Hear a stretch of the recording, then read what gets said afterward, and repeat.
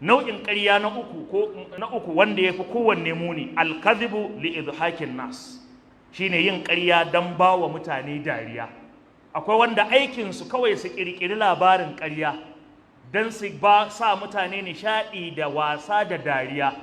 Da wannan ne malamai suka tabbatar da cewa duk yin fina-finai gaba ɗaya haramun ne, da 'yan fim da fina-finai gaba ɗaya suna cikin haramcin Ubangiji, saboda suna ƙirƙirar labarin ƙarya don saka mutane nishaɗi ko don saka mutane dariya. Suka ce duk gaba ɗaya wannan haramun ne, suna aikata haramci kuma suna cin abinci ta hanyar da Allah bai halatta ba.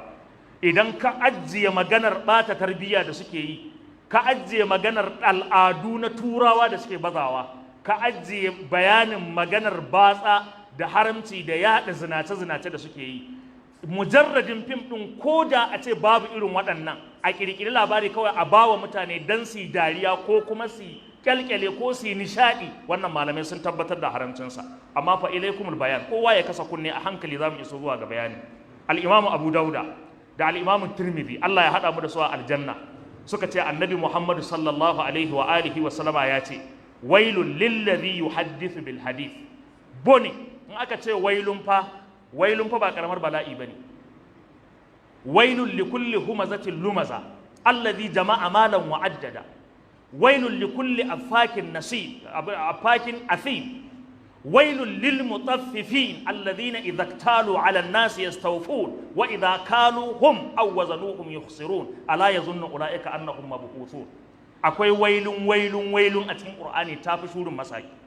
To anan ma sai manzon Allah sallallahu alaihi wasallama yace wailun, bone da azaba da masifa ta tabbata lilladhi yuhaddithu bil hadith liyudhika bihi an-nas ko liyudhika bihi al-qawm. Yace azaba da bala'i sun tabbata ga wanda yake zama ya kirkiri labari ko yayi wata magana dan kawai ya sa mutane dariya ko kuma dan ya sa mutane nishadi. Fa yakdhibu, abin takeici he laifi biyu. Ya kirkiri labarin dan ya sa dariya, yayi haramun, sannan a cikin labarin kuma ya zama ba labari ne na gaskiya ba, labari ne na ƙarya. Sai manzon Allah ya ce wailul lahu thumma wailul lahu, bala'i ya tabbata gare shi, bala'i ya tabbata gare shi, bone da azaba da masifa sun tabbata ga mutumin da ke kirkirar magana ko dai a temple ko a gurin zama ko a hira ko a taɗi ko a tattaunawa kawai dan ya sa mutane su ta kyalkyala dariya, alhalin abin bai faru ba, ƙarya ne. Annabi Muhammadu ya ce wailun ta tabbata gare shi. Allah ya raba mu da wailun duniya da lahira.